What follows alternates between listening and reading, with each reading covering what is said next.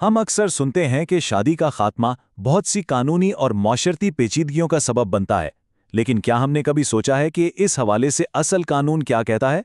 आज हम पाकिस्तान में निकाह के खात्मे के कानूनी ढांचे का एक गहरा जायजा ले रहे हैं। होता क्या है कि अक्सर सुनी सुनाई बातों, ड्रामों और पुरानी रिवायात को ही कानून मान लिया जाता है, और जब हकीकत में कोई मसला पेश आता है तो उलझनें बढ़ जाती हैं। हमारा आज का मकसद इन तमाम मफरूज़ों को साइड पर रखकर बिल्कुल सादा और वाज़े अंदाज में ये समझना है कि पाकिस्तान का कानून असल में क्या है। तो चलें इस अहम मौजू की गहराई में चलते हैं। सबसे बड़ा सवाल जो तकरीबन हर एक के जहन में आता है, क्या वाकई महज गुस्से में आकर एक साथ 3 बार तलाक का लफ्ज़ अदा कर देने से शादी का फौरन इख्तिताम हो जाता है? ड्रामों और फिल्मों में तो हमें अक्सर ऐसा ही दिखाया जाता है, लेकिन क्या वाकई पाकिस्तान की अदालतें और मुल्की कानून इस फौरी ज़बानी अमल को कानूनी हैसियत देते हैं? इसका जवाब कानून की नज़र में बिल्कुल मुख्तलिफ है, जिस पर हम अभी तफसीली बात करेंगे।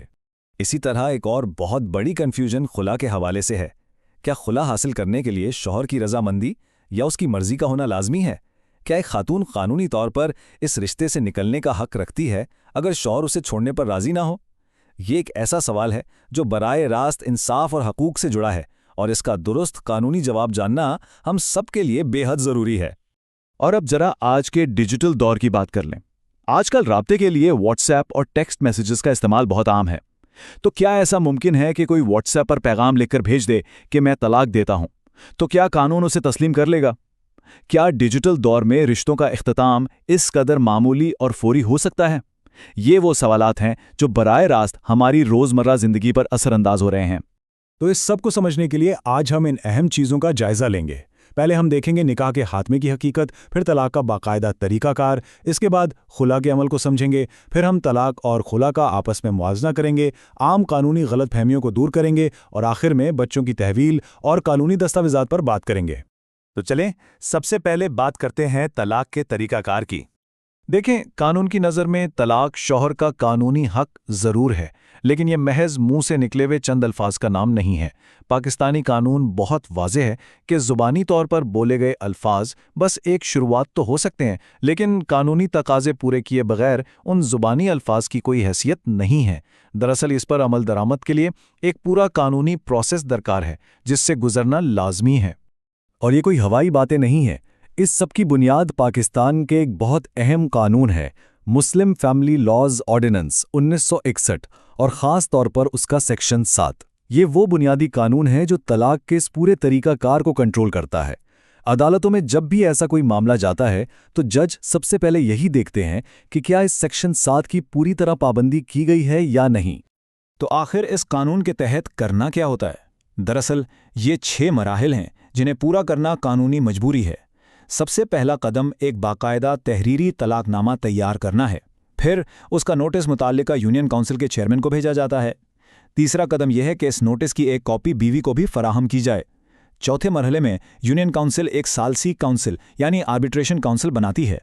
5वें मरहले में सुलह की पूरी कोशिश की जाती है, और अगर तमाम तर कोशिशों के बावजूद सुलह ना हो सके, सिर्फ तब जाकर 6ठे मरहले में तलाक कानूनी तौर पर मौसर मानी जाती है। यहाँ एक नंबर बहुत ज़्यादा अहम है, 90।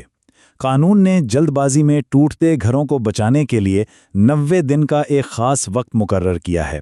यूनियन काउंसिल को नोटिस मौसूल होने से लेकर तलाक मौसर होने तक 90 दिन का इंतज़ार लाजमी है। मकसद ये है कि इस दौरान सुलह की कोशिशें हो सकें। अगर इन 90 दिनों के अंदर मियाँ बीवी रुजू कर लें तो तलाक मनसूख हो जाती है।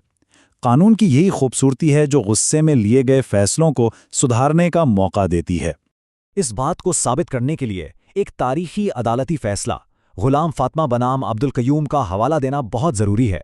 इस केस में अदालत ने बिल्कुल वाज़े कर दिया था कि यूनियन काउंसिल को नोटिस भेजना कोई ऑप्शन नहीं है, बल्कि ये एक लाजमी कानूनी तकाजा है।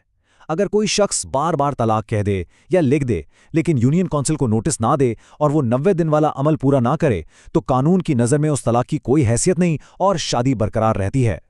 अब बढ़ते हैं दूसरे हिस्से की तरफ, खुला के अमल को समझते हैं। अगर शादी ख़त्म करने की पहल बीवी की जानिब से की जाए तो उसे कानूनी ज़बान में खुला कहा जाता है। खुला वो रास्ता है जो कानून ने ख़ास तौर पर ख़वातीन के लिए बनाया है। अगर एक औरत के लिए शौहर के साथ रहना नामुमकिन हो जाए, چاہے وہ ظلم کی وجہ سے ہو، خرچہ نہ ملنے کی وجہ سے ہو یا محض ذہنی ہم آہنگی ختم ہونے کی وجہ سے، تو وہ عدالت کا دروازہ کھٹکھٹا سکتی ہے۔ یاد رہے کہ خلا زبانی نہیں ہوتی، اس کے لیے ریاست کی عدالت سے فیصلہ لینا ضروری ہے۔ اور بالکل طلاق کی طرح خلا کا یہ عمل بھی باقاعدہ فیملی کورٹس ایکٹ 1964 اور مسلم فیملی لاز آرڈیننس 1961 کے تابع ہے۔ یعنی یہ کوئی اپنی مرضی کا عمل نہیں ہے، بلکہ ریاستی قوانین اس پورے پروسیس کی نگرانی کرتے ہیں تاکہ انصاف یقینی بنایا جا سکے اور کسی کے ساتھ ناانصافی نہ ہو۔ تو خلا کا طریقہ کار کیسے آگے بڑھتا ہے؟ اس کے بھی باقاعدہ 5 مراحل ہیں۔ سب سے پہلے بیوی فیملی کورٹ میں خلا کا دعویٰ دائر کرتی ہے، پھر عدالت شوہر کو نوٹس بھیجتی ہے۔ تیسرے مرحلے میں جج خود دونوں کے درمیان صلح کروانے کی کوشش کرتے ہیں۔ جب عدالت یہ دیکھ لیتی ہے کہ اب صلح کی واقعی کوئی گنجائش نہیں بچی، تو چوتھے مرحلے میں خلا کی ڈگری جاری کر دی جاتی ہے، اور پھر عدت کی مدت پوری ہونے کے بعد نکاح قانونی طور پر مکمل ختم ہو جاتا ہے۔ یہاں پاکستان کی قانونی تاریخ کا ایک اور انتہائی اہم حوالہ موجود ہے۔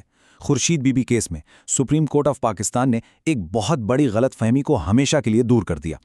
اس فیصلے میں ثابت کیا گیا کہ خلا حاصل کرنے کے لیے شوہر کی رضامندی ہرگز شرط نہیں ہے۔ اگر عدالت مطمئن ہو جائے کہ میاں بیوی اب ایک ساتھ پرامن طریقے سے نہیں رہ سکتے، تو شوہر کی مرضی کے بغیر بھی خلا کی ڈگری جاری کی جا سکتی ہے۔ اب ہم طلاق اور خلا کو ایک ساتھ رکھ کر ان کا موازنہ کرتے ہیں۔ اس موازنے سے چیزیں بالکل صاف ہو جاتی ہیں۔ پہل کرنے کی بات کریں تو طلاق شوہر کا حق ہے، جبکہ خلا بیوی عدالت کے ذریعے مانگتی ہے۔ ادارہ کون سا شامل ہے؟ طلاق میں یونین کونسل کا کردار ہے اور خلا میں فیملی کورٹ فیصلہ کرتی ہے۔ ایک بہت بڑا فرق حق مہر کا ہے۔ طلاق کی صورت میں شوہر کو حق مہر ادا کرنا ہوتا ہے، جبکہ خلا کی صورت میں عدالت اکثر بیوی کو حکم دیتی ہے کہ وہ حق مہر کا کچھ حصہ یا مکمل حصہ شوہر کو واپس کرے۔ اور بنیادی شرط کی بات کریں تو طلاق 90 دن کے نوٹس سے مکمل ہوتی ہے، جبکہ خلا کے لیے باقاعدہ عدالتی ڈگری درکار ہے۔ اب آتے ہیں ان عام قانونی غلط فہمیوں کی طرف جن کا ذکر ہم نے شروع میں کیا تھا۔ قانونی ڈھانچہ سمجھنے کے بعد اب ہم ان مفروضوں کو بآسانی رد کر سکتے ہیں۔ کیا واٹس ایپ پر پیغام بھیجنے سے طلاق ہو جاتی ہے؟ بالکل نہیں۔ قانون مناسب تحریری نوٹس اور یونین کونسل کی شمولیت مانگتا ہے۔ ایک ساتھ 3 طلاقیں قانون کی نظر میں یہ فوراً مؤثر نہیں ہوتی ہیں۔ 90 دن کا پروسیس لازمی ہے۔ خلا کے لیے شوہر کی اجازت۔ ابھی ہم نے دیکھا کہ شوہر کی اجازت بالکل ضروری نہیں اگر عدالت مطمئن ہو۔ اور آخر میں، کیا محض ایک سٹیمپ پیپر پر لکھ دینا کافی ہے؟ ہرگز نہیں۔ جب تک وہ سٹیمپ پیپر یونین کونسل تک نہ پہنچے اور باقاعدہ سرٹیفکیٹ نہ بنے، قانون اس لکھت کو نامکمل ہی مانتا ہے۔ ہمارا آخری حصہ بچوں کی تحویل اور قانونی دستاویزات کے بارے میں ہے۔ جب کوئی شادی ختم ہوتی ہے تو اکثر معاملہ بچوں کی حوالگی کی ایک نئی اور تکلیف دہ بحث پر آ جاتا ہے، لیکن قانون اس معاملے میں بالکل واضح ہے۔ گارڈینز اینڈ وارڈز ایکٹ 1990 کے تحت عدالت کسٹڈی کا فیصلہ نہ تو شوہر کی انا پر کرتی ہے اور نہ ہی بیوی کی خواہش پر۔ عدالت کے لیے سب سے اہم اصول بچے کی فلاح و بہبود ہے۔ جج صرف یہ دیکھتا ہے کہ بچے کا مستقبل اور تعلیم کس کے پاس زیادہ محفوظ ہے۔ بچے کوئی تنازع کا انعام نہیں ہے، ان کا مستقبل قانون کی اولین ترجیح ہے۔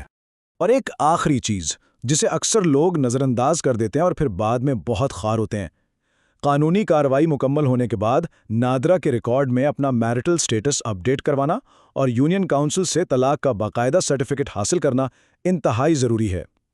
اگر یہ کاغذات موجود نہ ہوں تو مستقبل میں دوسری شادی کو رجسٹر کروانا یا وراثت کے معاملات سلجھانا ایک بہت بڑی قانونی الجھن بن سکتا ہے۔ تو پاکستان میں شادی کے اختتام کا قانونی ڈھانچہ کچھ اس طرح کام کرتا ہے، لیکن اس سب کو جاننے کے بعد ایک سوال ذہن میں ضرور ابھرتا ہے: کیا آج بھی ہم قانونی حقوق پر عمل کرنے کے بجائے لا علمی اور صدیوں پرانی ثقافتی روایات کو اپنی زندگیوں پر حاوی کر رہے ہیں؟ یہ سمجھنا بہت ضروری ہے کہ قانون جذبات یا غصے پر نہیں، بلکہ ایک طے شدہ منصفانہ طریقے پر چلتا ہے۔ اور ہمیشہ یاد رکھیں